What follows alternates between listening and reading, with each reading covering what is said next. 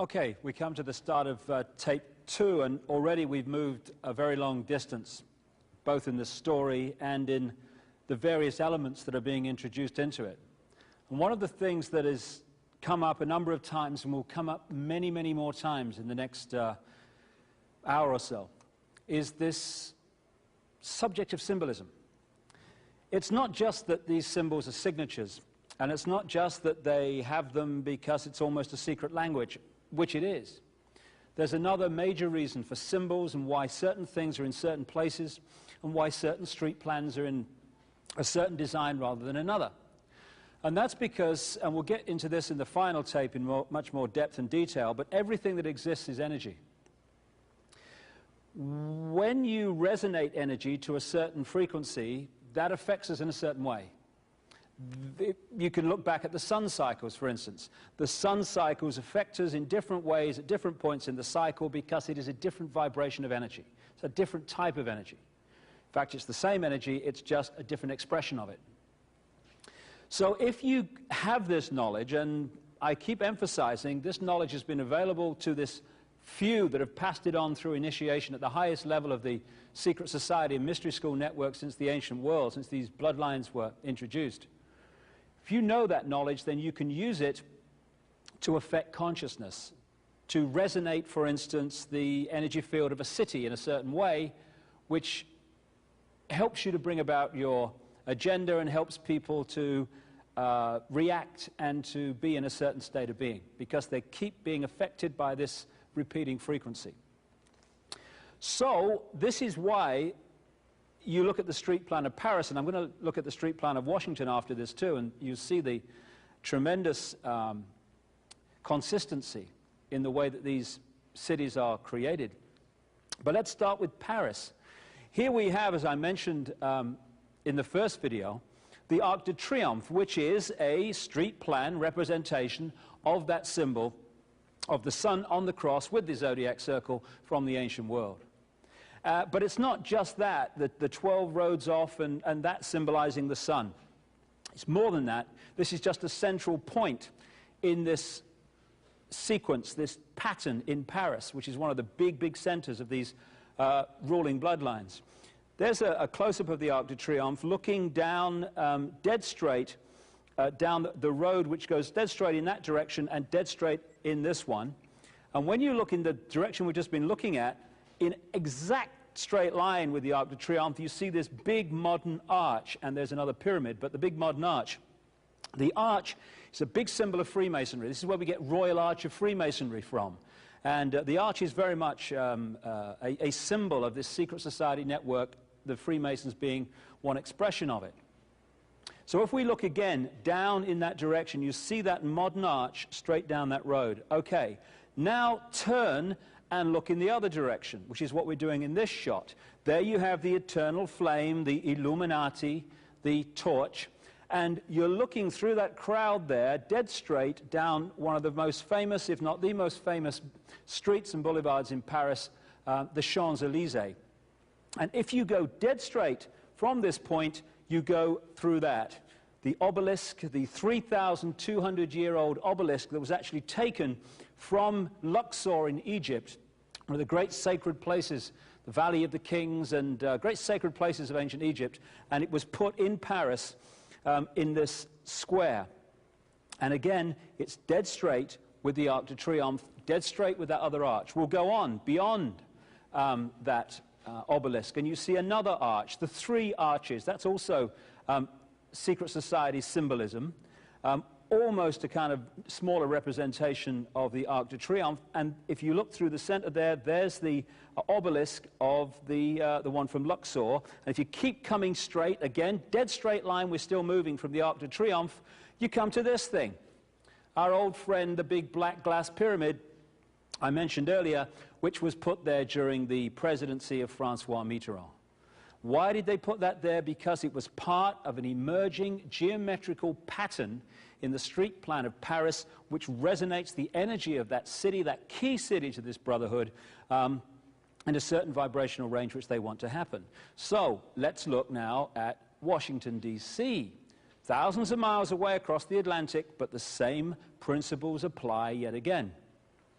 These images come from a book called Talisman of the United States. Excellent book, not terribly easy to get hold of, it seems.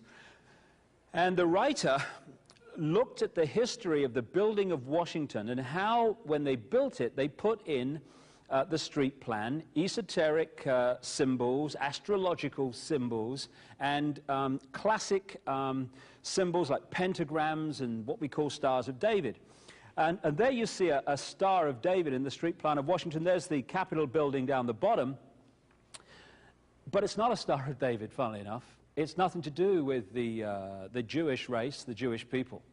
When you look back into the ancient world, this symbol can be found all over the place in the ancient Arab world and the ancient Hindu world, etc.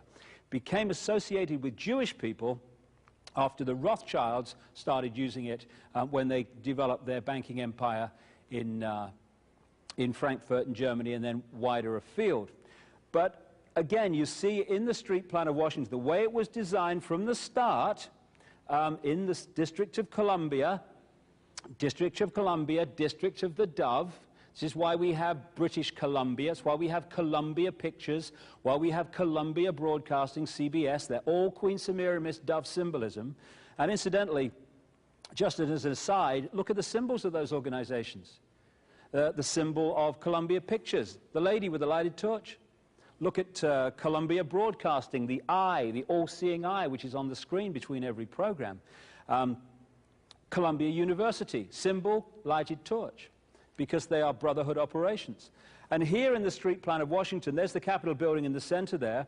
These streets, according to the research of Talisman of the United States, are actually lined up with where the sun comes up at the winter and summer solstice. Now, when you go back to the ancient creations and mounds and structures that were created by the Phoenicians and that white race in Europe and Britain and Ireland, you find exactly the same principles. There's a massive mound at a place called New Grange in Ireland, and there's a really narrow entrance to it, which goes right into the center of the mound, and in the center it opens up into a cavern. Only at the winter solstice, if it's a cloudless morning, the sun comes up in exact line with that and shoots its golden light straight the way through this little narrow passageway and lights up the whole of the central cavern. And apparently there's a 6-year waiting list to be in there at the time that happens. And again, it's just the same principles, the same knowledge applied to the street plans.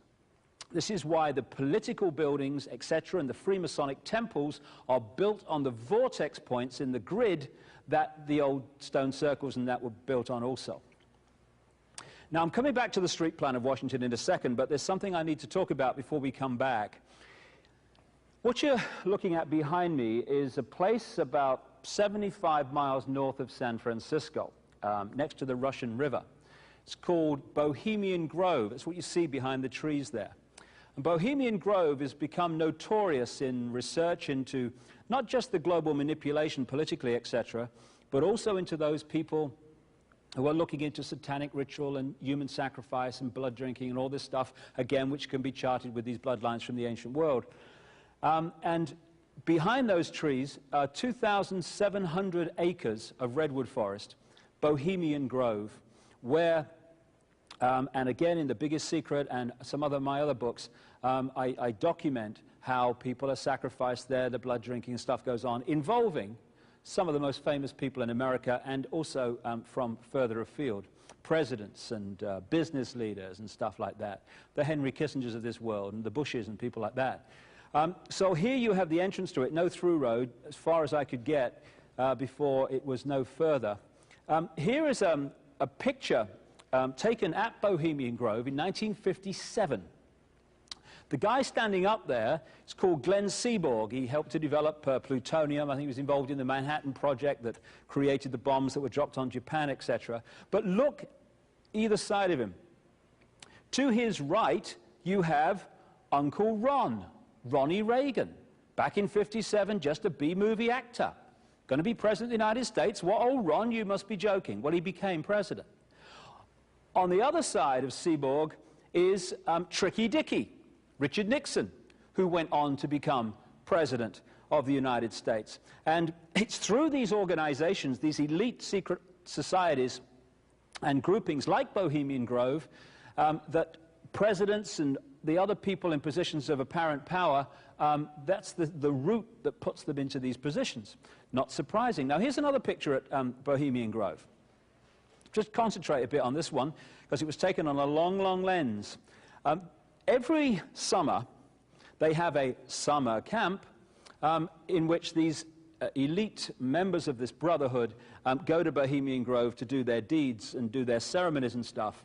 And they do them to the same deities that this bloodline has done, has worshipped and done their rituals to, right back into the ancient world thousands of years ago, where this story started. And what you're looking at here, staggeringly, is a group of people, some of the most famous people in America, in long gowns. Behind them there, you see a 40-foot stone owl. And there's the fire between them, next to the lake at Bohemian Grove. Now, one might wonder, understandably, why the people that run the banking, political, economic system and the media in America should be dressed in long robes doing a ceremony to a 40-foot stone owl. I think we should be told myself. So what's it all about? Again, you have to go back to see the present. Back in the ancient world, these Phoenician, Canaanite, Babylonian bloodstreams, which have merged to become the controlling force in the world, they worshipped a deity called Moloch or Molech. It was a deity that was an aspect of Nimrod, who keeps coming up everywhere, of course. And what they used to do is sacrifice children to Moloch or Molech. They put them through the fire. And in the Old Testament, you see prophets condemning the people for putting their children through the fire to Moloch or Molech. When I've talked to contacts, therapists and what have you around the world who work with satanically abused people, what those people tell them is that, again, when they're sacrificing children, the deity in the modern world today that they use to sacrifice them to is Moloch or Molech. Same seamless stream. So the question comes in relation to this: how do they symbolize Moloch or Molech, this deity to which they sacrifice children? They do it, symbolize him as an owl. That's why the owl comes up all over the place. Now, when I was looking in the street plan of Washington, this is not in Talisman of the United States, this just caught my eye as I was looking through a Washington street map. I found this around the Congress building. There's a Congress building in the middle. And just by drawing in red pen on the roads within the Congress building complex, very obviously an owl appears. You can also see an owl on the dollar bill if you can magnify it enough. It has to be magnified very, very intensely, and then you see the owl in one of the corners.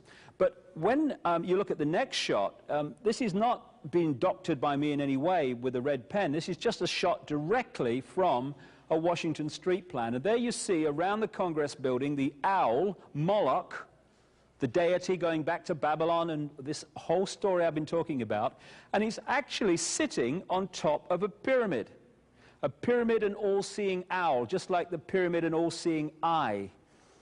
Because the owl and the eye symbolize the same thing, this force which controls the world through these bloodlines. Also in the street plan of Washington, you find pentagrams. Symbols are not in themselves negative. The five-pointed star, the pentagram as we call it, is not in itself negative. Just as the swastika in its original form is not negative, it was just a symbol of the sun. Other things too, probably. What the Nazis did, however, was take the swastika and turn it round to indicate the negative. It's what they call reverse symbolism in Satanism.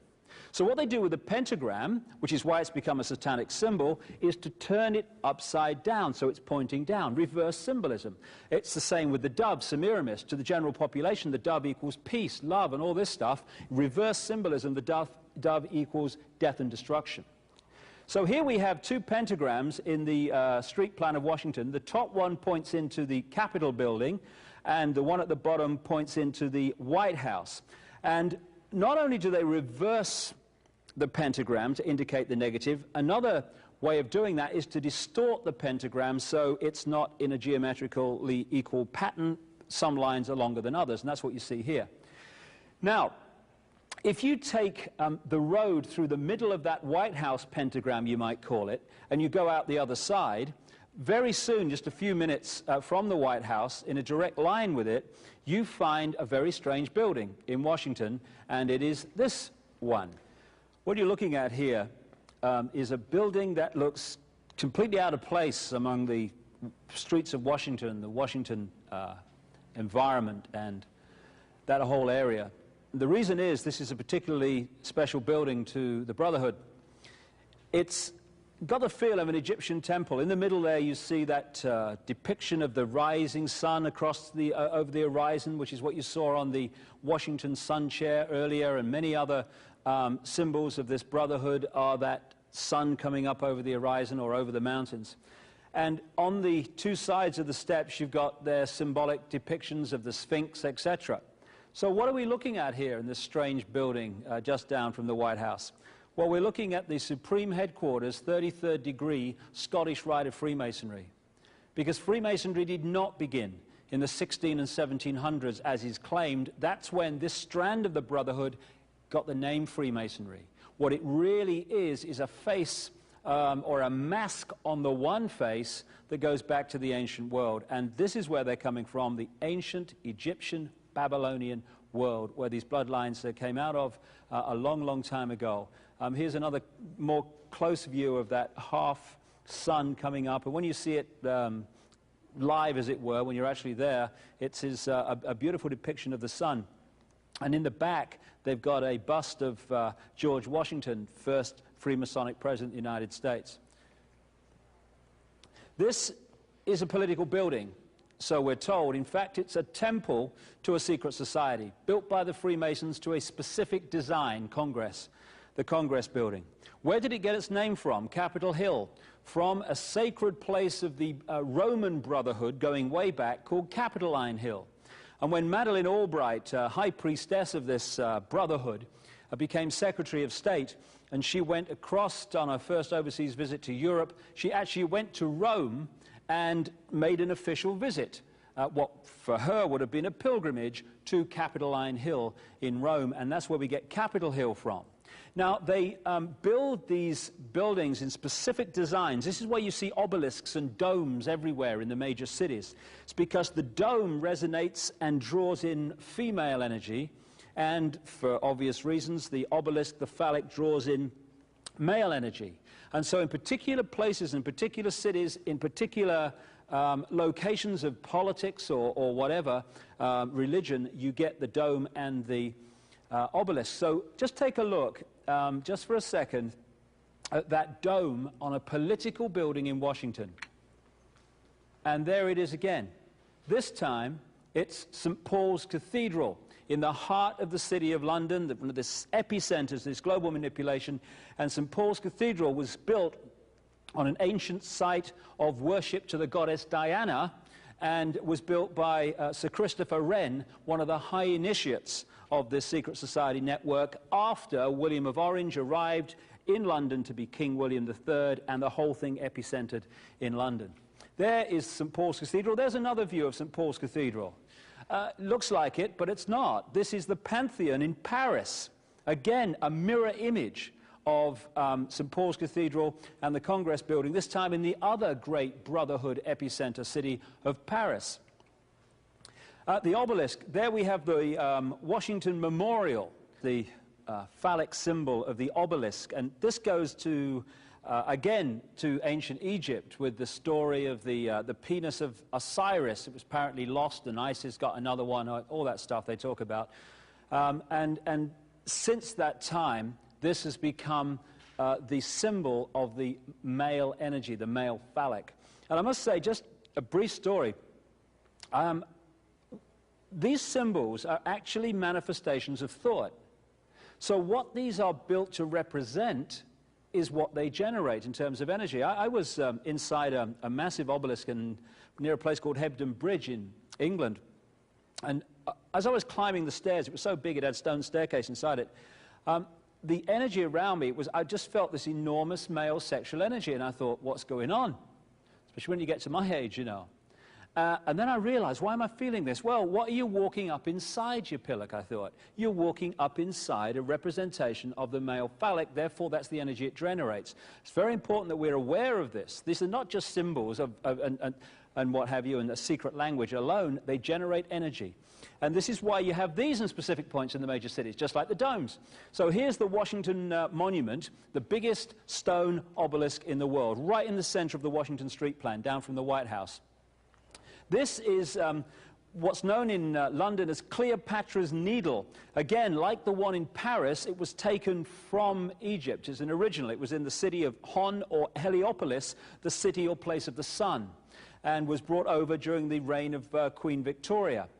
Again, this is on former Templar land. The Temple Bar is just across from here, where the center of the secret society network of the legal profession is based, in the former Templar land of Temple Bar. Here's, again, this 3,200-year-old obelisk in the city of Paris, from Luxor in Egypt. No accident. There's another one in Central Park, New York, I understand, as well.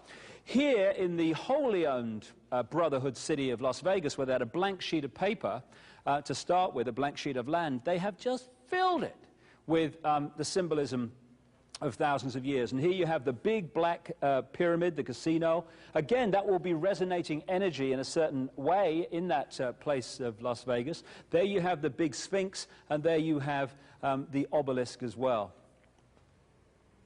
Now, one of the other things they do is that they symbolize the sun and the moon, in the sense that they put the building representing the sun, like the Arc de Triomphe, and they put next to the building what they call a reflecting pool.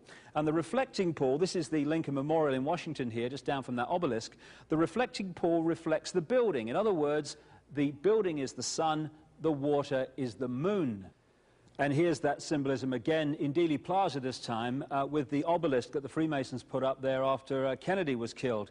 And again, it is the male phallic, the obelisk, reflected in the reflecting pool, which symbolizes the moon. They understand how these moon and sun energies can be used and manipulated, and that's one of the great areas of knowledge that has been kept from the rest of the population in the secret society network. And this goes back a very long time. Interestingly, it is this Brotherhood network that created Christianity and created Islam and all the other religions, and the biggest secret documents this in great detail. They created the religions as a prison religion and to imprison the mind of the populace, but they also built the cathedrals and the main churches, and they built them on the vortex points, on their sacred points, in a certain way. Again, I mentioned St. Paul's Cathedral was built on a former site of goddess Diana worship. The goddess Diana was one of the great goddesses of the ancient world. This is Notre Dame, Our Lady Cathedral in Paris, one of the most famous cathedrals in the world, Notre Dame. Because people thought Notre Dame, Our Lady, Mother of Jesus, it was taken as a Christian name. In fact, Our Lady is Isis, Semiramis, Diana, and these other names for the deities that the Brotherhood have worshipped over the period of thousands of years we're talking about. So look at that. That's Notre Dame, built with Templar money, Knights Templar money, to sacred geometry on a sacred vortex point. Now we'll just cross the English Channel. There's Westminster Cathedral. Could be the same building. Again, built with Templar money in that same period on a great vortex point. And you've got Big Ben to the left there, the famous clock on the Houses of Parliament, and that is a massive obelisk. And the Houses of Parliament, like Congress, are built on a sacred vortex point. The political buildings are actually temples. Interestingly, this is on Notre Dame Cathedral, and these are the gargoyles. Now, when you look at gargoyles, what are they? They are depictions of reptiles, reptilian forms, often with wings. Bizarre and amazing as it may seem, and I'm the first to agree with that, this is how ancient and modern these reptilians are described in ancient texts and by people who've seen them, and again, the biggest secret documents this in enormous detail. So on the cathedrals and on the stately homes of the British and European aristocracy, you find these reptiles. You also find them on or around a modern airport, Denver Airport. Why are gargoyles in Denver Airport? A modern airport built controversially and for an enormous amount of money in more recent years. It just so happens that those that research into these things, into the extraterrestrial influence on Earth, have designated that, and has some of the people involved in its construction, as a reptilian base, an Anunnaki base, actually in Colorado. In Dealey Plaza, where they killed Kennedy, one of the buildings of Dealey Plaza has gargoyles all over it. Why? Because this is symbolic of the bloodlines and where the bloodlines actually come from and what they're controlled by. This is a depiction 5,000 years BC in the Ubaid culture, the one that just preceded Sumer in what we now call Iraq, and this was a depiction of one of their gods. And again, the reptilian, lizard-type humanoid figure, ancient and modern, keeps coming up again and again, and you can see it also in the states, in the coats of arms and the family coats of arms of these aristocratic bloodlines in Europe.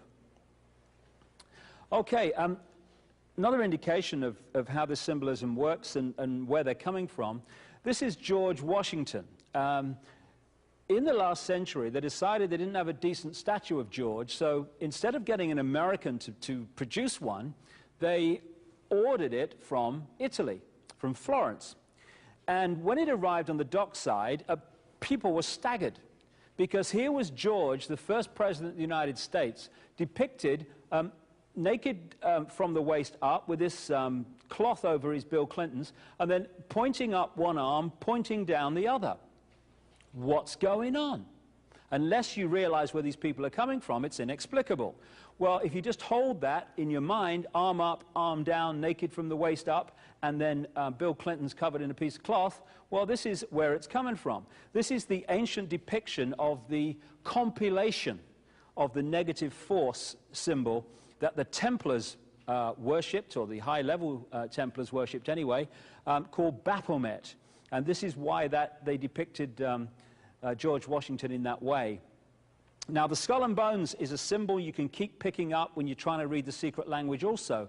The skull and bones was on the flag of the ships of the Templars, which is why it just got turned into the pirate flag in children's stories and stuff like that. And there was another organization called the Russell Group, the Russell Company, the Russell Trust, and they made a fortune. It's one of the bloodline families in America. They made a fortune running opium to China for the British during the Opium Wars, when Britain took over China by getting the population hooked on drugs, which is what's happening to the global population today, just a bigger version of it.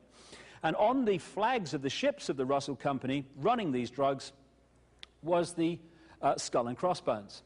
And so it's no surprise that it was the Russell Trust that created one of the most infamous secret societies in America, called the Skull and Bones Society. This is a Freemasonic apron from the last century with the skull and bones on. Why? Because the Freemasons came out of the Templars, and the Templars used the symbol of the skull and bones. In various paintings, not just the one I talked about earlier, the Leonardo da Vinci depiction of the Last Supper, but also in many others, you see the symbolism in the painting. This is one called The Ambassadors, which is in London on display. And at the bottom there, you see a very strange kind of, I don't know what it is. When you say to people, what do you think this is? They go, well, I don't know what that is. It's strange. What is it? What's he doing there? But if you look at it from a particular angle, and it has to be from a particular angle, then you start to see what that is in that painting, and it is a skull. And the skull and the skull and bones is a constant symbol through these thousands of years of this brotherhood. This is a coin from a legal fraternity in America. There's the skull and bones again. There's the owl at the top, Moloch or Molech. And these symbols keep recurring whenever you're looking at a brotherhood organization. And this is the headquarters of the Skull and Bones Society in Connecticut. It's right next to the Yale University campus. And the Skull and Bones Society, created by the Russell Trust, pulls in 15 very highly selected students every year from the bloodline families, and they go on, in terms of the ratio, in very large numbers to enter the positions of power in America, both in front of the camera and behind the scenes where the real power is. The most famous Skull and Bones member today is George Bush, former president of the United States. His father, Prescott Bush, one of the people who through the Harriman organization helped to fund Hitler, was also a Skull and Bones member. It's very much a bloodline family operation. And it's part of a deeply, deeply satanic black magic network right across the world. On the other side of that coin, by the way, just incidentally, you see the scales of justice. The scales of justice, you know that lady who kind of stands there holding the scales on the court buildings of the world and stuff? That's actually a goddess from ancient Egypt, again, called Maat, or Maat, spelled M-A-A-T, and that's what that is. It's nothing to do with justice. It's another brotherhood symbol. Again, you see them everywhere. You go in any Freemasonic temple or secret society building, and you'll find, again, the black and white squares on the floor. And this is not just Freemasonic. Again, you go back into the ancient world, you see the same thing reoccurring. The floor is black and white squares. This is a policeman from England, and I've noticed in America, you see the same thing, the black and white squares on the uniform and what have you. That is to indicate the Freemason secret society, although most policemen don't realize this. Now, this is Westminster Abbey, and the same you'll find in Notre Dame and these other so-called great cathedrals of the world. The floor is black and white squares. Why? Because the same brotherhood that uses this symbolism built the things and controls them to this very day. When you get into the transnational corporations, again, you see the symbolism, because as we'll come to as we go along in a few minutes, all these apparently unconnected areas of our lives, banking, transnational corporations, oil companies, connect into the same group, the same controlling force, and so all over the major companies of the world, banks and what have you, you see the brotherhood symbols. This is Arco, Atlantic Richfield Oil Company, and there its symbol, the pyramid with a capstone missing, looked at from above. One of the classic symbols. Chevron. What you need to do to see the symbolism of this is to see this not as two one-dimensional ticks, but as two three-dimensional boxes, one on top of another, which is very symbolic in the secret language. One square equals we control all that is right, all that is just, all that is fair. This is where we get everyday phrases from, like a square deal or being fair and square. One square on top of another square in any form means we control all that is right and all that is wrong, all that is positive, all that is negative, all that is just, all that is unjust, all that is this, all that is that. We control everything. And so that's what that's saying. And so appropriately, when you look in the main lobby of the Houses of Parliament in Britain, you find the two squares, one laid on the other, the so-called eight-pointed star, and that says we control everything in the Brotherhood secret language. Also, as I travel the world, the number of times I see police forces have their badge in the center of two squares laid on top of each other. This is Sussex Police in Britain, but I've seen it all over the world, the same thing. Very appropriate. We control everything. One of the most important strands of this bloodline, going back to the Anunnaki of the ancient world and this hybrid race that was created, is France. And particularly an area of France and near across the German border called Lorraine, or Alsace-Lorraine.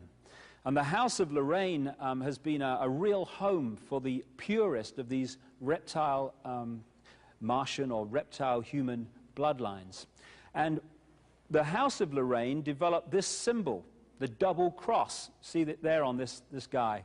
Double cross. That's where we get the phrase being double-crossed, being manipulated. How appropriate. And so you take the double cross, and we see it in the modern world in Exxon, the Rockefeller-controlled or guided oil company, with the double cross in the symbol. Again, to the uninitiated, people would look at that and say, oh, it's just a symbol, mate. but actually to the initiates who run this show, it actually means something. A Texaco oil company, esoteric symbols again, the circle, the pentagram, and the T-cross of Freemasonry, the Tau cross it's also called. Again, symbols are talking to the subconscious. When you look at that symbol, you can't hear words coming off it in a conscious way, but it's actually resonating an energy that talks to the subconscious. This is why advertisers who are in this knowledge stream manipulate advertising in a way that they use certain colors, certain phrases, certain symbols to talk to the subconscious and get us to then buy the product in a conscious way, thinking we've made the decision when we've been stimulated from a much deeper level. Subliminal advertising is massive. Amoco, the oil company with the lighted torch. Again, the same symbol that keeps recurring all over the place. The British royal family, the Windsors, are one of the most identifiable of these reptile-human bloodlines that have been controlling the world increasingly powerfully for so long. In the ancient world, on caves and underground areas in Cappadocia, an ancient Phoenician center, you find the splayed cross on the wall, what we call now the Maltese cross. And so, appropriately, on the crown that crowns the monarch of England, this is the crown on which, or with which, the Queen of England was crowned back in the 50s, 1953, you see, again, the Maltese cross, and that keeps coming up again and again. Also on that was the fleur-de-lis. The fleur-de-lis is a symbol of Nimrod. Here are some of the sticks the Queen holds, you know, in the ceremonies and stuff, scepters they call them. And once again, you see the Maltese crosses and the doves. The dove, Queen Semiramis, the deity of Babylon, on the various scepters and bits and pieces that they use in their royal ceremonies and regalia and heraldry and stuff in Britain, because this to an initiate means something very significant. This is the Dutch royal family. Again, you've got the splayed cross, the Maltese cross, and the Dutch royal family are the same bloodline as the British royal family, because the royal families of Europe are one bloodline, just offshoots of it. And all the surviving royal families of Europe are blood related to William of Orange, William III, who helped this scam to really motor when he became King of England, as I talked about earlier. And one of the members of the Dutch royal family is a guy called Prince Bernhard of the Netherlands, and he'll come up as we go along, good mate of Prince Philip, both knowingly manipulating this agenda I'm talking about. So we go to the Nazis. Now, of course, the Allies were against the Nazis. I read that somewhere too. But it's funny, the same symbolism comes up. On this Nazi, you've got the Maltese cross. It was a big Nazi symbol. You've got the flying disc, which was a symbol of the sun in Egypt and other ancient cultures. And as we go along here, here's the classic Heil Hitler symbol. What was that? It was a symbol from a ritual of a secret society, a satanic secret society, called the Order of the Golden Dawn, involving a guy called Aleister Crowley, which was working through both the Allies, the British, and the Nazis during the Second World War. And here's a guy who's he collects them, this fella. Another Nazi, look, he's got the Maltese cross. He's got the skull and bones, he's got the reverse swastika, the sun symbol of the Phoenicians, and he's got the eagle, which is symbolic of the phoenix, the sunbird of the Phoenicians and the Egyptians. And this is why you see eagles everywhere, in coats of arms and national badges, not least the United States. Here it is. The original, apparently, coat of arms of the United States actually had a phoenix until it was switched to the eagle.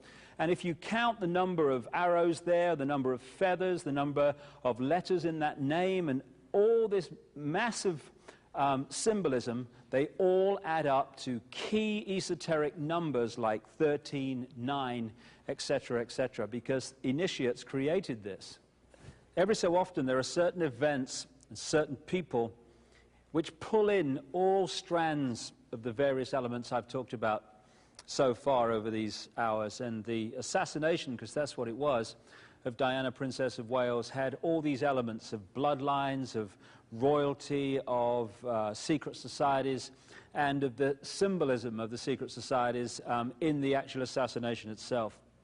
In The Biggest Secret, I've gone into this in tremendous detail in one chapter in particular, and there is a video documentary planned of this Diana assassination and the background to it. Maybe it will even have been done and be available by the time you see this. So I'm not going to go into the Diana thing in great detail here because it's done elsewhere, but I just want to go through a few things.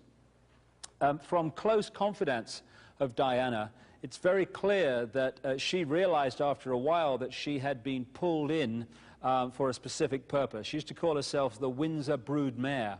The Spencer family is an ancient bloodline which is interbred with many of the aristocratic families of Britain, of Europe, and of America. Spencers are distant cousins, for instance, of the Rockefellers. And she realized that they'd drawn her into the Windsor web because they wanted her genes. They wanted to fuse the Windsor genes with the Spencer genes to produce another version of a genetic hybrid with a particular genetic structure. And from the very start, it's clear when you look at the story and the information that she was pulled in and identified for this from a very, very early age. She was actually brought up on the Sandringham estate and knew the Queen and Prince Charles and stuff from a very early age. The Windsors are, this is the Queen here, an ancient reptile-human bloodline. And I was kind of surprised, although my research was going that way, to be told that by a confidant of Diana that her nickname for the Windsors was the lizards or the reptiles. And she used to say, in all seriousness, they're not human. And she knew far more about this background by the time she died than people in the public domain would ever realize. And she'd certainly realized what the Windsors were about and where they came from. Now, this is a guy who has been going around saying that Diana and his son Dodi were assassinated. I haven't got time to go into why someone might feel it acceptable for their son to die in a road crash, but if you read The Biggest Secret, you can see some of the background to this. If we start judging whether something is possible by what we would do, we're going to lose the plot, because not everyone thinks like everyone else. And when you look at the background to Diana's assassination, the person that had complete control of her security and her movements in the crucial period, days leading up to it, but particularly on that specific day, was Mohammed al-Fayed. And when you look at his background, as I've said in The Biggest Secret, you know when Mohammed al-Fayed is trying to kid you, trying to tell you something that's not true because his lips are moving. It's the way you can see it, because this guy has lied his way through his whole economic and business career. And he's done exactly that over Diana's assassination. There was a guy that I've mentioned a number of times in my books called Tony Blair. Tony Blair was brought through by this brotherhood to become Prime Minister of Britain. And I have a contact who, for a long time, performed satanic ceremonies in which ritual human sacrifice took place of children and of adults. And one of the key places, which I've talked about in my books, is a place known as the Castle of Darkness in Belgium. In the late 80s, she says that at a ritual sacrifice that she performed was the Queen of England, which she's done sacrifices for many times, the Queen Mother, Tony Blair, who was then just a lower-ranked politician, and Mohammed al-Fayed, father of Dodi. And yet in the public arena we get this royal family on one side and Dodi Fayed's father, Mohammed al-Fayed, on the other, when in fact they lock into the same controlling force. And he had control of her movements on the crucial day.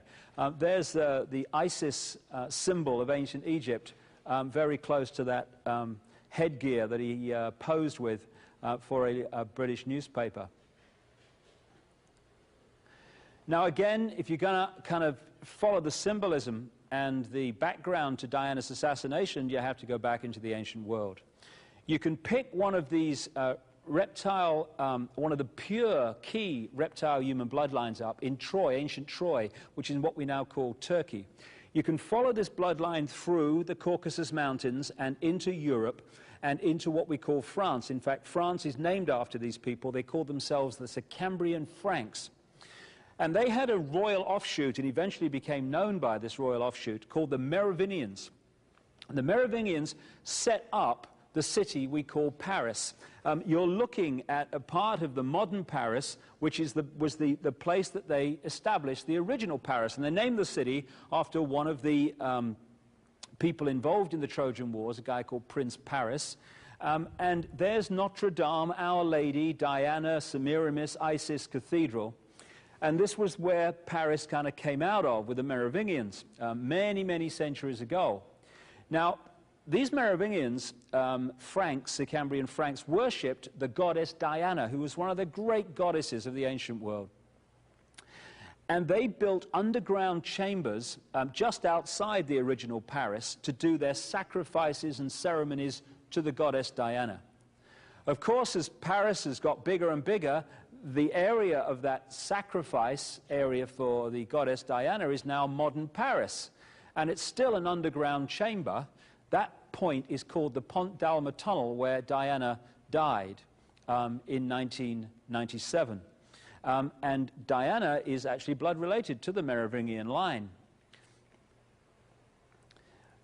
This is the Ritz Hotel, owned by Mohammed Al-Fayed, and all around the square, it's called the Vendome, you see at first floor level depictions in gold of that symbol I talked about a long time ago, the circle, the cross, and the sun on the center. And it comes from one of the French kings, one of the Louis, who was known as the Sun King, who built the Palace of Versailles. And in the back of the Palace of Versailles, in the grounds, is a depiction of the goddess Diana, which this aristocratic bloodline network very much focus on as one of their deities. Someone said, this is the Kennedy assassination here, something very true. When you're trying to understand who was behind an assassination, look at who had the power to remove the security at the crucial time. Because he said assassinations don't just happen, they are allowed to happen. And when you look at the footage taken on a camera, a video camera, by a member of the public when Rabin, the Israeli prime minister, was assassinated, it's extraordinary. You have the line of soldiers lined up to protect Rabin as he came to his car, and in among them is the guy who killed him. As Rabin appears on this video, extraordinary sight, the soldiers just walk backwards, leaving the assassin on his own. Rabin walks past him, thank you very much, good night. And it's the same with the Kennedy assassination and so many others. This is the point where Kennedy was hit. This is Kennedy's car at the front. There's nobody on it. And yet you look at the car behind, which doesn't carry the President of the United States, there's 4 security guards and 2 outriders. If they'd have been there, of course, Kennedy could not have been killed by a bullet from outside because he was so well protected. But the whole thing was removed, the security, to allow it to happen. And it was the same in Paris on that night. This is the back entrance to the Ritz Hotel where the car left because it was decided by Mohammed Al-Fayed on the phone to his son Dodi from England that although she'd had a certain level of security all day, a Mercedes and a backup car, a Range Rover, that was suddenly, at the crucial time, going to be removed, and another Mercedes was brought in with no backup car and no security, apart from the Trevor Rees-Jones, the bodyguard in the front seat. So suddenly, classic assassination, security is removed to allow it to happen.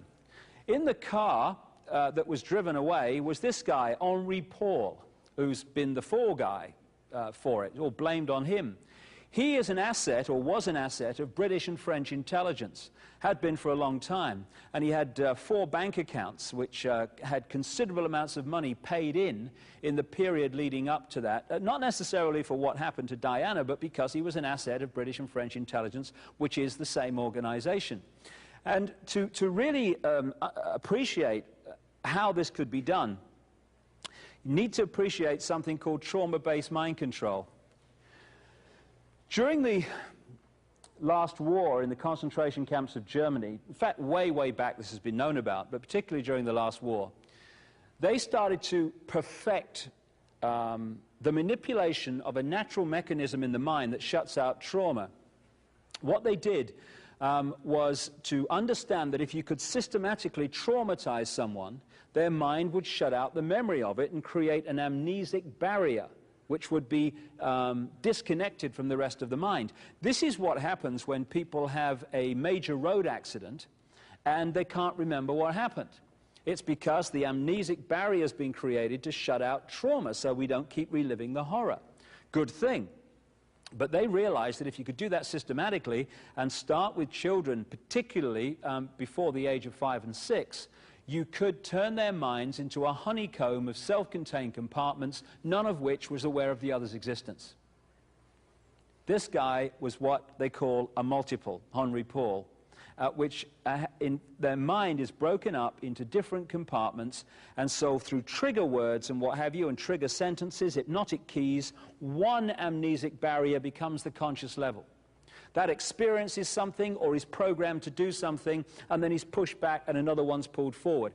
It's actually got to the point where, amazing as it may seem, you can be drunk in one compartment and completely sober in the other, which is interesting in relation to what happened if you look at the story of Henri Paul. Once the programming is in there, and in the biggest secret, I put incredible documentation and background to this and what happened, and trauma-based mind control and how it creates assassins and people going crazy with guns to justify taking guns out of circulation, all this stuff. When you look at the background, all that is necessary is to program the guy, push that programming back into the mind, and that will stay there at the subconscious level until some trigger comes in. When that trigger word or trigger action or whatever is said or done, that programming is activated. So you can be in normal mode and be very normal and no problem and nothing, oh, I've never noticed anything different about old Henry that night. Trigger word, bang, programming, you're like a robot. And what gives away this is the fact that the car hit the 13th pillar. If you read The Biggest Secret, you'll see the incredible obsession with symbolism that this brotherhood has. I've been to Paris, and in that tunnel, the Pont d'Alma tunnel, there's 30 odd of these pillars. It hit the 13th. The 13 is the number that reoccurs again and again and again and again, constantly over thousands and thousands of years in all these different brotherhood groups and all these different secret societies. And it relates in part to the 1 and 12, that symbol again of the sun and the 12 months, the 12 areas of the zodiac. So all it would have needed, because the guy was missing for 3 hours that night, was the trigger word or the trigger to activate the programming, and Henri Paul suddenly goes into whatever he was programmed to do. Now, where they were going that night, and this is agreed by everyone, is from the Ritz Hotel, which is numbered 1 on this map, down to the Champs-Élysées and to almost the Arc de Triomphe, where Dodi Fayed had his flat. When they went earlier in the day, the car went down to the Place de la Concorde, went up the Champs-Élysées to his flat, which is right next to that circle you see there. This is the quickest way from the Ritz to the apartment of Dodi Fayed. But not that occasion did he go that way. Henri Paul went around to the Place de la Concorde, and suddenly, instead of going down the quickest way, went on to this dual carriageway that goes alongside the River Seine. He went at an increasingly fast speed and then went down into the Pont d'Alma tunnel. Now, why would he go that way? Some people say, well, he was going round to miss the traffic or whatever, but the key thing is, by going the long way to the apartment, it took him through the Pont d'Alma tunnel. It took him through this ancient sacrificial site to the goddess Diana. And what does Pont d'Alma mean? Pont d'Alma means passage or bridge of the moon goddess, And Diana, in Brotherhood symbolism, is a symbol of the moon, a moon goddess. Another interesting thing is that bodyguards, when they're in the front seat of a car, they never wear a seatbelt because they're looking after their clients and they need to react quickly. What happened with Trevor Rees-Jones, the bodyguard, is that he never had a seatbelt on when the car left the Ritz, which is normal practice. When he got to the Place de la Concorde, one of the photographers chasing the car got a shot of the bodyguard, Trevor Rees-Jones, still no seatbelt. Literally a minute later, probably less, when the car crashed in the tunnel, Trevor Rees-Jones had a seatbelt on, the only person in the car who did, because the people in the back dirty fired and Diana did not. So either Trevor Rees-Jones knew what was coming but didn't tell his clients, or he realized at some point there was a danger going on here and didn't tell his clients. This is the Place de la Concorde, and there is the obelisk, the 3,200-year-old Luxor obelisk, which was about a minute's drive that night from the crash, and Diana went round there on the way to the scene. This is Trevor Rees-Jones. When asked why he put his seatbelt on, he says he doesn't remember, and maybe we'll never know, but it's got to be one or the other. When the car came down to the tunnel here at the Pont d'Alma, it's a series of crossroads, and that's very, very significant, because these deities who are symbolic of the moon and various energies, they're broken up into different polarities. You've got Diana, which is the positive moon energy, and then you've got the negative force, which is called Icke, which is the goddess of the crossroads, and she's symbolized by crossroads and all over the world. The Hecate satanic symbolism can be seen in the ceremonies and what have you. And so here we have a situation now where Diana, goddess of the moon, is taken into an ancient sacrificial site to the goddess Diana, dies in a tunnel which is called Bridge or Passage of the Moon Goddess, and is also covered with crossroads to the goddess Hecate, which is the malevolent symbol of the moon energy. This is the Pont d'Alma tunnel. It's very short, and I've been through it, and they keep telling me in the media it's very dangerous. I didn't really see that myself. And it's very close to the Arc de Triomphe, which is another obelisk symbol. This is the 13th pillar, and there's no way that car hit the 13th pillar, given the obsession with symbolism of this brotherhood, unless it was meant to happen. I've talked to people who are experts in this mind control, who work to deprogram people who have been mind controlled in this way. And I said to them, is it possible to mind control a driver on a subconscious level to go into that tunnel and just whack the 13th pillar? Because, of course, in the conscious level, you'd say, come on, it's not possible. And everyone has said, absolutely, for this reason. The conscious level has a certain feeling of time. So going into the tunnel at 60, 70, 80 miles an hour and then hitting the 13th pillar, you must be joking. But the subconscious level has a completely different perception of time. 60, 70 miles an hour to that is walking pace. Therefore, the programming goes in at the subconscious level, making that hit the 13th pillar at speed. Piece of cake, according to these experts I've spoken to. Diana actually survived the crash. All reports say that. But instead of being taken to hospital, where she could have got treatment that could have saved her life, she was held in that tunnel for a very, very long time. Medical experts outside of France have said it's ridiculous how long it took. About 95 minutes from the crash to get her to hospital, by which time she was clinically dead. Between the Ritz and the tunnel are 17 of these things, traffic cameras, which are filming the road which the car passed down. Had they been on that night, we wouldn't be standing here saying, well, I wonder what happened, could have been this, could have been that. We'd have seen it. All 17 were switched off in the period it took the car to get from the Ritz to the tunnel. Not only that, people who were tuning in that night in Paris to the police frequencies, as some people do, have reported that the police frequencies in central Paris were also switched off in the period it took the car to get to the tunnel. Just a coincidence, nothing to worry about. This is the shot that that particular camera would have had.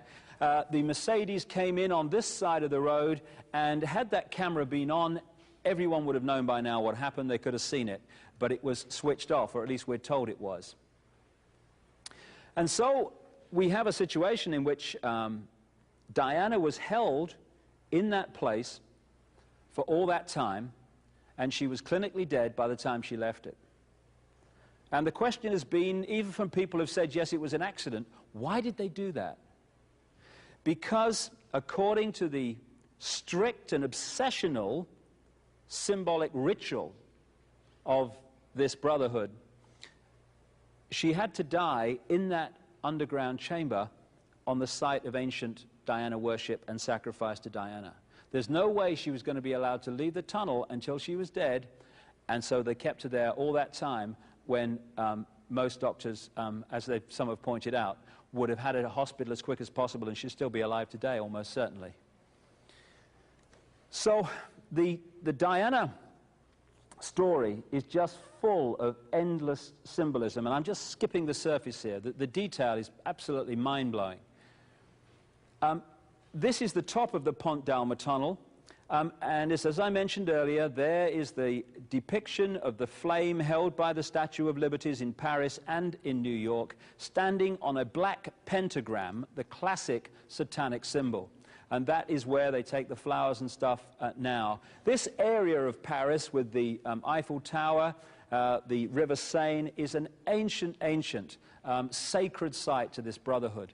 And it's absolutely no coincidence that this is where they brought Diana to die that night.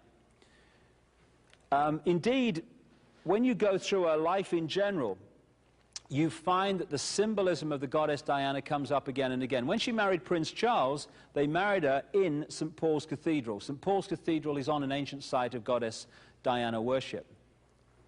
And when they brought her coffin out of Paris, it wasn't with the Union Jack and the flag of the country, it was with the flag of the royal family, full of these old symbols of the sun going back to the ancient world. And as I've pointed out many times, and with a lot of supporting evidence, the British royal family were definitely involved in her murder. Interestingly, when the crash happened, this guy comes into focus. This is Diana's brother, Earl Spencer. And there's one or two questions I'd like to ask him, really, because the symbolism of the goddess Diana in the ancient world related again and again to the tree grove, which is the sacred place to the goddess Diana. That's where they used to worship her, in the tree grove. Lakes and islands. Those three things keep reoccurring again and again and again in the stories of the goddess Diana. This is where they put her grave, on an island, in the tree grove, in the middle of a lake on the Althorpe estate, the Spencer estate. And those decisions, at least on the surface, were made by Earl Spencer. He also said in a BBC television interview that after the crash he had a dream in which he was told to put 4 black swans on the lake around the grave. And the next day he said he called his estate manager and asked, where do I get 4 black swans? And his estate manager apparently replied, according to the official story, "You've heard then. You've heard what? We've just been given 4 black swans." Okay, well, the pigs are filling the room again. I don't really accept that. What is the symbolism of 4 black swans?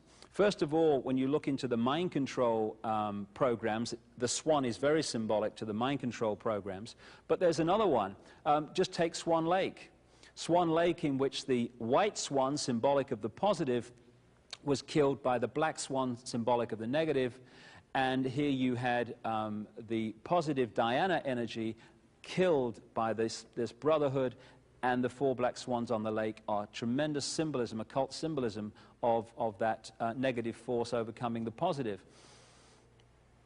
And in the Althorpe estate now you have this, what you might call temple to Diana, And on many of the aristocratic estates and stately homes of England that carry these reptile human bloodlines, you find either temples to the goddess Diana in the grounds or areas of the stately home handed over to the goddess Diana. So this lady was a great example of the way that people are not just assassinated, but are assassinated in a way that follows ancient ritual.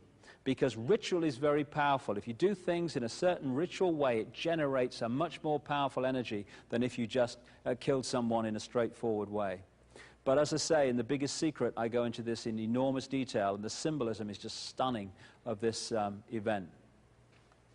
Okay, we're in the modern world.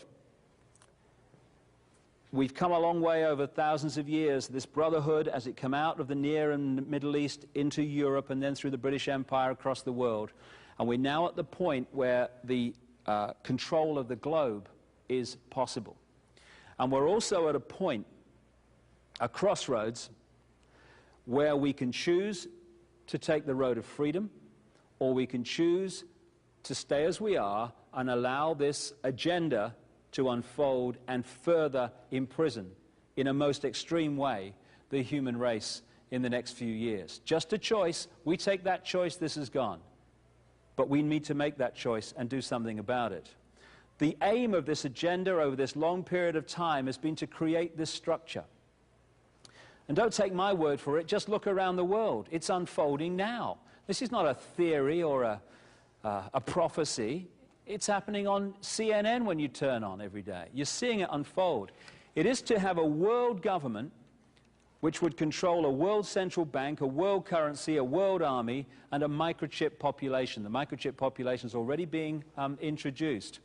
Under that structure of world government, the army, incidentally, the world army is designed to be NATO, gathering more and more countries and then becoming the world army by stealth. Under that world government is a European Union, which is now with a single bank and a single currency and very much in place. The American Union, the America's version of the European Union. The European Union came out of a free trade area called the Common Market, the EEC. The American Union is designed to evolve out of NAFTA, another free trade area, North American Free Trade Agreement. And in 1994, APEC, another free trade area, was created in the East and the Australia area, and that is designed to evolve into the Pacific Union.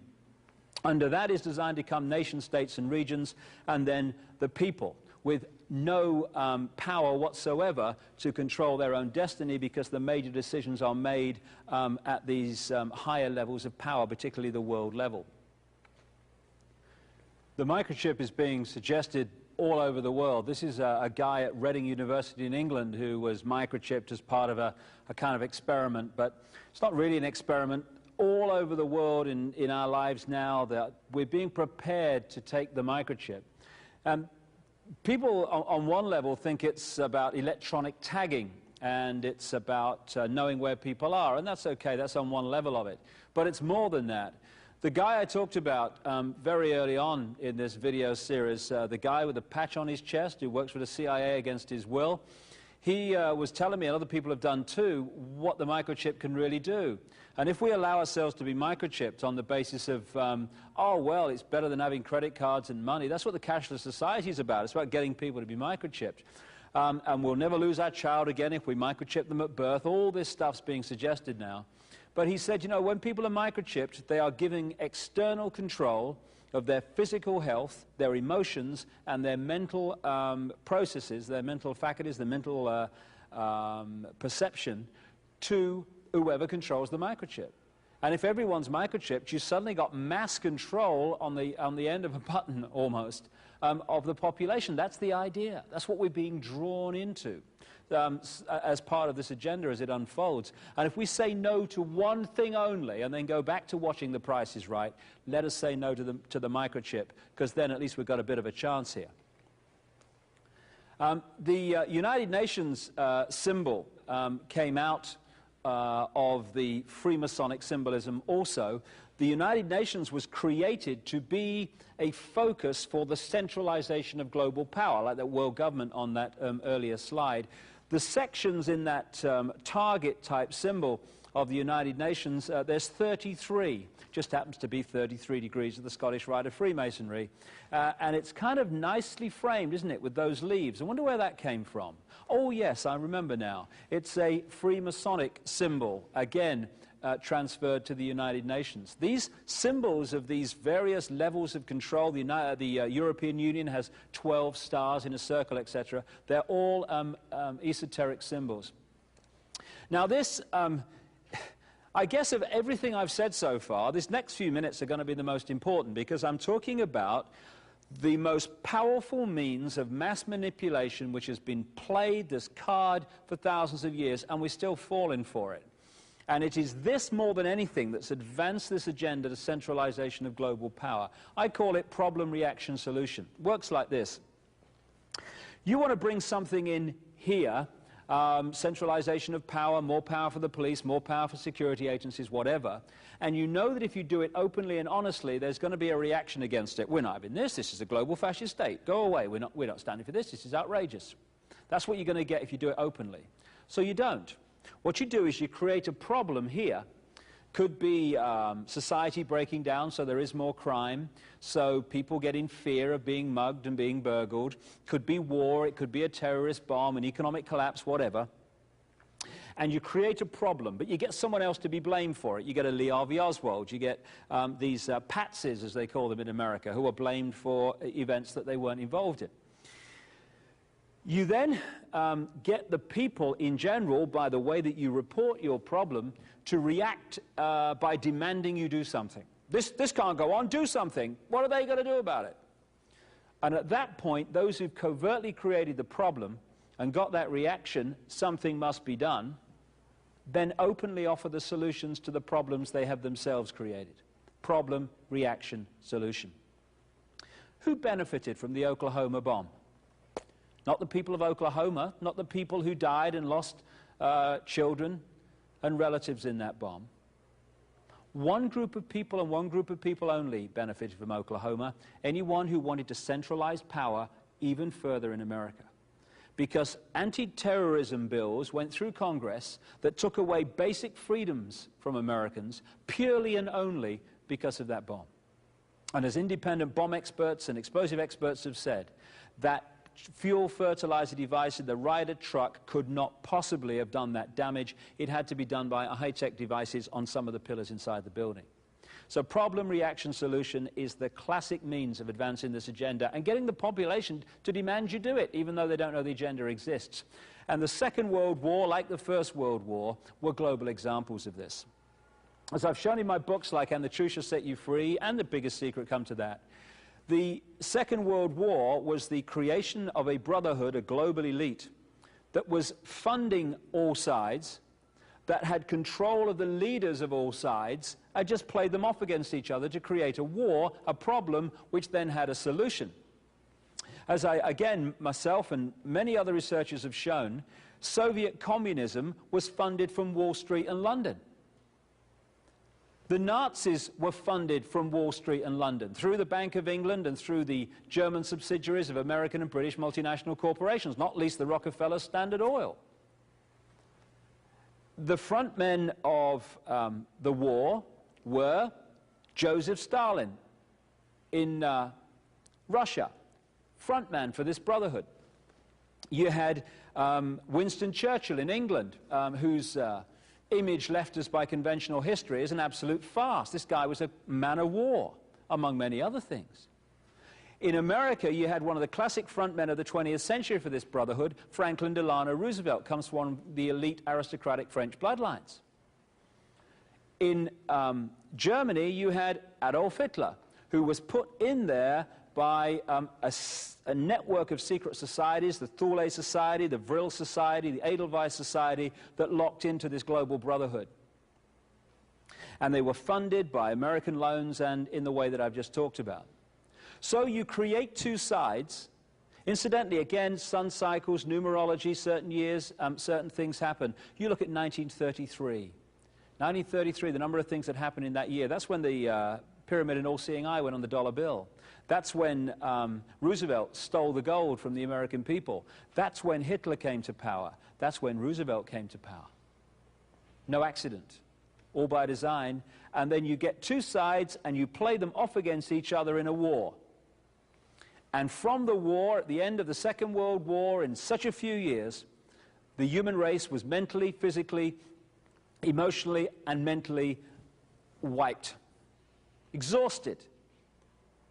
And in that mode, we are putty in the hands. What did people say? This can't go on. Something must be done. What are they going to do about it? What do they do about it? The United Nations, European Union, centralization of power, then we won't have another war.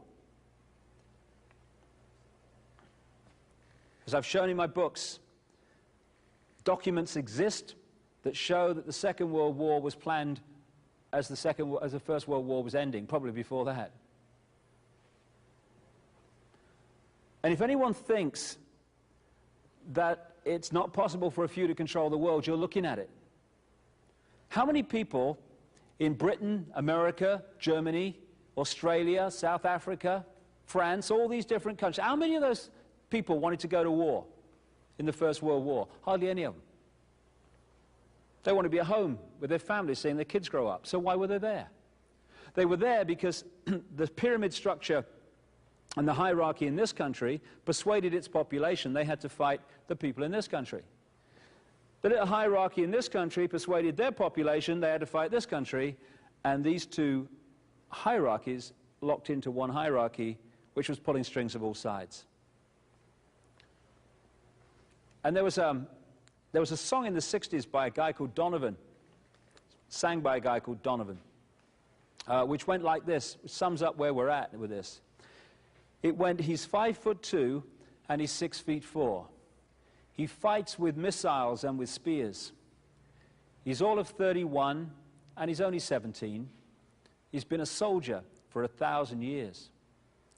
He's a Catholic, a Hindu, an atheist, a Jain, a Buddhist and a Baptist and a Jew. And he knows he shouldn't kill, and he knows he always will. Killing for me, my friend, and me for you. And he's fighting for Canada, he's fighting for France, he's fighting for the USA. And he's fighting for the Russians, and he's fighting for Japan. And he thinks we'll put an end to war this way. And he's fighting for democracy, he's fighting for the Reds. He says it's for the peace of all. He's the one who must decide who's to live and who's to die, and he never sees the writing on the wall. But without him, how could Hitler have condemned him at Laval?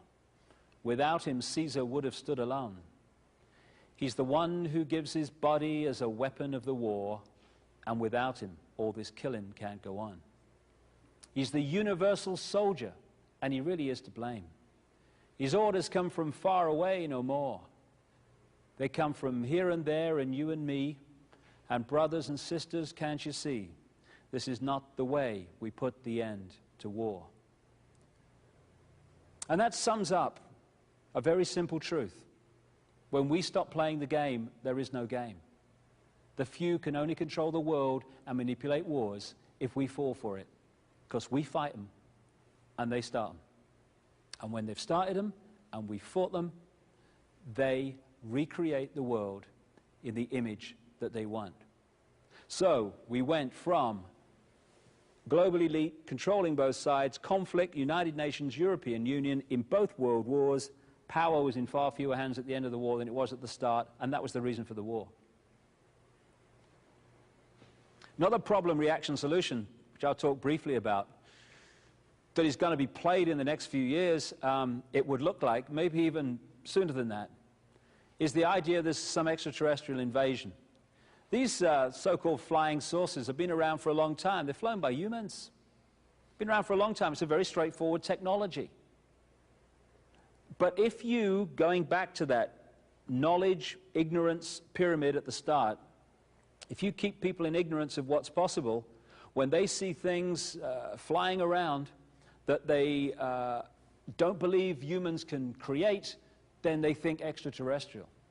And there's a scam being played here in which, while these extraterrestrial created and connected bloodlines have been running the world and still are all these thousands of years, that we're going to be persuaded that there's some extraterrestrial invasion coming in. And what will that justify? Centralization of global government, global army, and all these different things.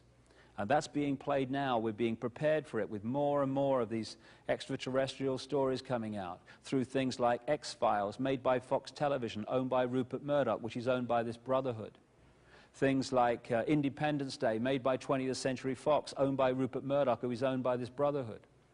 Things like Alien Resurrection, made by 20th Century Fox, owned by Rupert Murdoch, who's owned by this Brotherhood, and so on and so forth.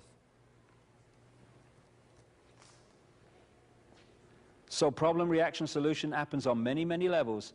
And if we keep reacting, something must be done. Oh my goodness me, save me. This will just go on. We have to ask, I would suggest, a very simple question when these things happen. Who benefits? Who benefits from me believing what I'm being asked to believe about this event? And if who benefits, and invariably it does, anyone who wants to centralize power in the world, we should do a lot of thinking before we jump in and say, do it, anything to change the situation we're in. Alongside problem, reaction, solution is another technique. I call it the stepping stones technique. James Madison once said, I believe there are more instances of the abridgment of the freedom of the people by gradual and silent encroachments of those in power than by violent and sudden usurpations. And what that is saying in simple terms is if you want to go from here to there, you know if you go in one jump, people are going to go, what's going on? What's going on?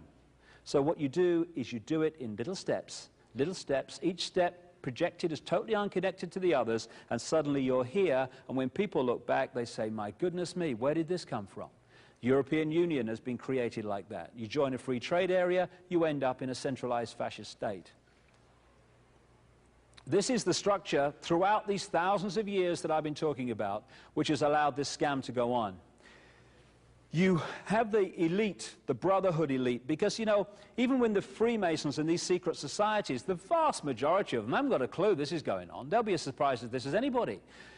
These secret societies are compartmentalized fiercely. You only go to the next level if you're chosen to go to the next level, and that means knowledge.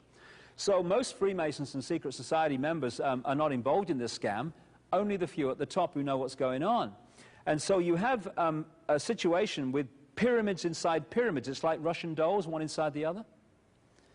So a bank is a pyramid, a transnational corporation is a pyramid, and a compartmentalized pyramid. The guy who goes to work in the bank in the morning, he's gone to earn his living so he can pay for the mortgage and look after his family. He's not trying to scam the world. But he doesn't know what he's part of. And so these fiercely compartmentalized pyramids mean that the bank is controlled by very few people. But that bank then goes into the next pyramid, the global banking system pyramid, and at the top of that, the same people control all the global banks. Same with the transnational corporations. They are individually a compartmentalized pyramid. They go into the transnational corporation global network, and at the top of that, all the transnational corporations are controlled by the same people, and they're the same people that control the banks. Same with the military, same with the secret societies, and same with the intelligence agencies, etc. Same with the political parties. And so what we've seen in this 20th century, just take the 20th century alone, is an incessant centralization of power in all areas of our lives. Why? Because all those institutions fuse into the same brotherhood, which is putting down those apparently unconnected areas of our lives, the same policy of centralization, all coordinated. This is the one-party state pyramid. Down here in the political parties at the bottom of the pyramid, you've got people who knock on your door and put the funny hats on at the conventions and political meetings and stuff. And they genuinely believe they're on different sides because they know no different. But as you go up these pyramids to the point that I'm talking about, to this brotherhood, these political parties that appear to be different in public fuse into the same leadership. So the people that supply or dictate who's going to run for president in the Democrats in America are the same people that dictate who's going to run for the Republicans. Same all over the world. It's one-party states, but we have to believe we have multi-party states and freedom and choice. Otherwise, we might rebel against not being free. We've got to be persuaded we are. And these political parties, in the end, are controlled by the same people.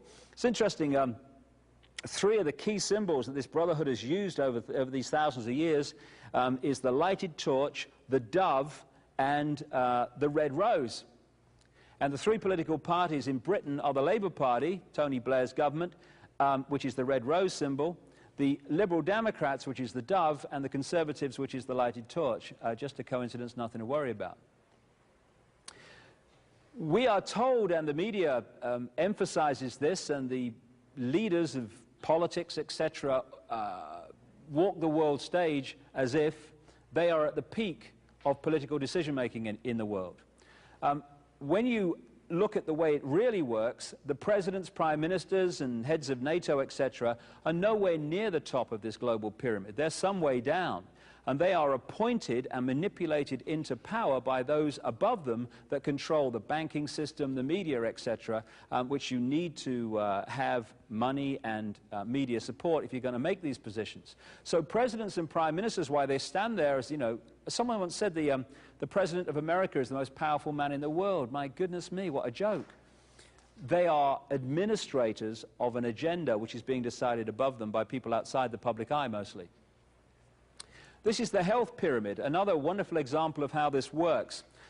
You've got the transnational drug corporations controlled by this global elite. They, the transnational drug corporations, created the World Health Organization within the United Nations. The World Health Organization has a committee called Codex, which is devising regulations to make life very much more difficult for alternative healing and food supplements, etc. The Codex regulations come down and are introduced by European and national governments, go through the medical profession, and then are imposed on the people. And the alternative health methods, I say alternative, they've been around for thousands of years, the scalpel and the drug for 10 minutes, they are being squeezed out by this edifice of power. And because the drug companies control the World Health Organization and the doctors, etc., situations can arise like this. A few years ago, the World Health Organization announced there was going to be a measles epidemic the following year.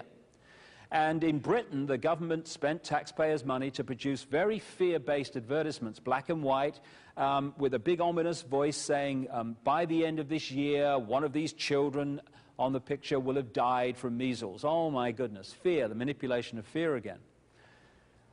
As a result of that, there was a 99.99999% take-up all over Britain of that measles vaccine. A whole generation of children had that vaccine, and who supplied the vaccine? The transnational drug companies who, through the World Health Organization, had arranged for that announcement to be made. What happened? No measles epidemic. But then you say, what was going on? What about the epidemic? They say, well, there wasn't one because people were vaccinated. So the cycle goes on and on and on. Vaccination is one of the key ways that the human body and the human immune system is being undermined according to this agenda. Over the years, different groups of these secret societies have emerged for specific tasks. And because the agenda has a specific time scale, and across the millennium is the time of introduction, through this century, this agenda has been advanced quicker and quicker and quicker. Towards the end of the last century, and right at the start of this one, a secret society was created in Britain, not surprisingly, called the Round Table. Was headed up originally by a guy called Cecil Rhodes, who was one of the bloodline families that orchestrated the manipulation and takeover of southern Africa by Britain.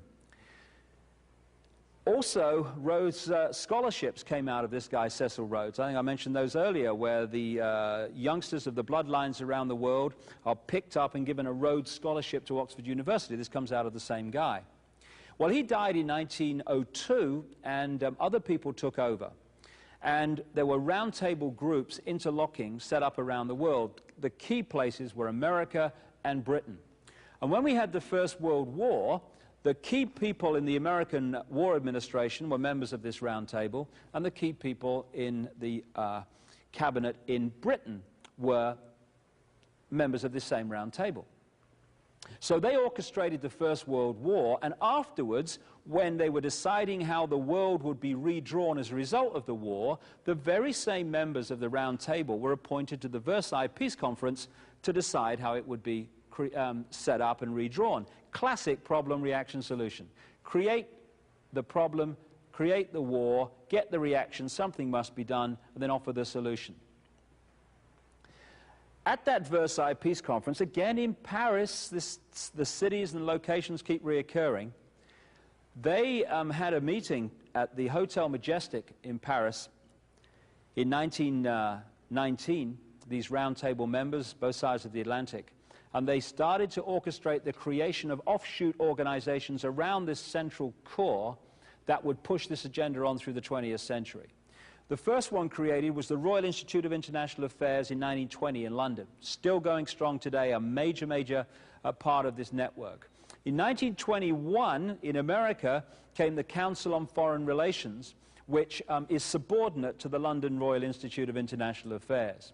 Since 1921, virtually every president and endless major positions in the administrations of both parties have been members of the Council on Foreign Relations. You cannot become an ambassador for the United States today without being a member of this private organization. In 1954 came the Bilderberg Group, set up at the Bilderberg Hotel in Oosterbeek, Holland. And this, like the Trilateral Commission that came in 1972-73, these organizations coordinate the same agenda between apparently unconnected areas of our lives. So, for instance, the people that attend and are members of these groups are the top people in the global military, global politics, global banking, global business, global media, etc. And so through these organizations, the same policy is coordinated. And I'll just give you one example of what I mean. The Bosnian War has been an example, magnificent example of all these elements that I'm talking about. First of all, it was problem, reaction, solution. You had the problem, the war, the reaction, something must be done, and the solution, a 60,000 strong world army under NATO control, which has advanced the agenda closer to the world army, which is the great goal of this agenda. People like Henry Kissinger, Kissinger Associates, and Lord Carrington, founding director of Kissinger Associates, were the key manipulators of the Bosnian War, among many others. So when you take that into account, and then you look at these organizations, and you look at the key peace negotiators in Bosnia, throughout that period of that war and conflict, some incredible coincidences start to unfold. When the war started, the European Union appointed the first peace negotiator, Lord Carrington. Lord Carrington, founding director of Kissinger Associates that orchestrated the war. Lord Carrington, chairman of the Bilderberg Group since 1991. President of the Royal Institute of International Affairs, Trilateral Commission member. When he failed to achieve peace in Bosnia and the war went on, along came another European Union peace negotiator, Lord David Owen, Bilderberg Group, Trilateral Commission, and he was replaced when the war went on by Carl Bildt, the Swedish Prime Minister, Bilderberg Group. Working with them through this same period were the United Nations appointed peace negotiators. The first one was Cyrus Vance, Bilderberg Group, Trilateral Commission, Council on Foreign Relations. He was replaced by a Norwegian, Thorvald Stoltenberg, Trilateral Commission, Bilderberg Group. The war went on, the horrors went on. The clamor, something must be done, got louder and louder, politically and in terms of the general public. It was time to play the sting. Onto the stage, first of all, came Jimmy Carter, an independent peace negotiator, former president. Jimmy Carter, first Trilateral Commission president of the United States, Council on Foreign Relations member. And then came the team that introduced the sting, the solution, the World Army. This was led by Richard Holbrooke, Bill Clinton's peace envoy. Richard Holbrooke, Bilderberg Group, Trilateral Commission, Council on Foreign Relations. He answered to the Secretary of State at the time in America, Warren Christopher, Trilateral Commission, Council on Foreign Relations, who worked with William Perry, the Defense Secretary at the time, Bilderberg Group, and they answered to the President, Bill Clinton, Bilderberg Group, Trilateral Commission, Council on Foreign Relations, who answered to the unelected David Rockefeller and Henry Kissinger, leading executives of the Bilderberg Group Trilateral Commission Council on Foreign Relations. The first head of the World Army appointed in Bosnia was Admiral Leighton Smith, Council on Foreign Relations. And the ambassador in the former Yugoslavia through this period was Warren Zimmerman, Council on Foreign Relations. Just a coincidence, nothing to worry about. But unless you do this research, you think all these people are independent, when actually they're all connected. This roundtable network also accounts for the coordination of the media, because if you look at the 3 television networks in America, NBC, ABC, CBS, if you look at the Los Angeles Times, the New York Times, the Washington Post, the Wall Street Journal, etc., all over the world, you're looking at the people who control those organizations being members of this same roundtable network. Washington Post, Katharine Graham, Bilderberg Group, Trilateral Commission, Council on Foreign Relations, and so it goes on. So you have a coordinated policy, a coordinated agenda through all these different areas of our lives, including the media, which controls how that agenda and those events that you're creating are actually reported to the people. Complete stitch-up, but it doesn't have to be. It depends on us giving our power away and watching the Price is Right instead of focusing on what's going on in the world and taking responsibility for it, so it ceases to happen.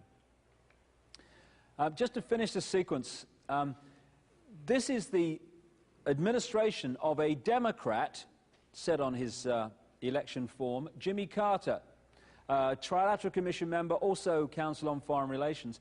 Democrats, and here's administrations, here's CFR, TC, Trilateral Commission, Council on Foreign Relations. This is more Jimmy Carter, more of the same organizations coordinating policy through this apparently elected administration. So then you get to 1980 and you think, oh, well, I'm fed up with them Democrats, and of course I'm in a democracy, and so therefore I can choose someone different because I want to change the policy, you know, and it's great being in the land of the free and all that. And so you choose Ronald Reagan. His chief advisors up there were David Rockefeller and Henry Kissinger, 2 of the great brotherhood manipulators of the 20th century. And then again, the names change in these various positions, but the coordinating bodies do not. CFR, TC, everywhere. More Ronald Reagan. Ronald Reagan was a non-member, but he didn't have to be, did he, Ron? He read the autocue, did as he was told, like they all do. But he was a member of other secret groups and of course, Bohemian Grove, as we saw earlier. Again, here you have the ambassadors, the Congress, the State Department, CFR, TC. So then you move on to George Bush. George Bush, I would refer you to And the Truth Shall Set You Free and The Biggest Secret, and I will say no more about George Bush. So there again, another administration, different names, same coordinating bodies. More George Bush, same again. So then you get to, what is it, 1992, and you say, well, I'm fed up with them Republicans. They've had all these terms, and you know, with Reagan and Bush, and I think we ought to have a change. And so along comes Slick Will from the Windsor bloodline from Arkansas, and he starts saying that he stands for change, and I stand for change, and vote for me, we need change. That was his mantra throughout that election. Well, let's see how the change took place. Here's Bill, member of all of them, got the full set, and there again, different names. We're Democrat now, because it says so. Same coordinating body, Bill Clinton administration again, same coordinating bodies.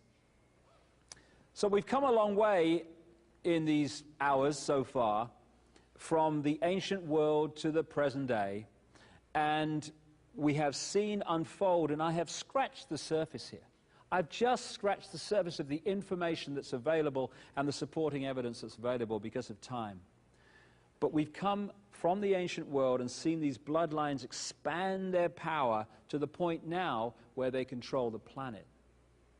We're also at a point of enormous change as this 26,000-year cycle comes to an end of the solar system going round the galactic sun.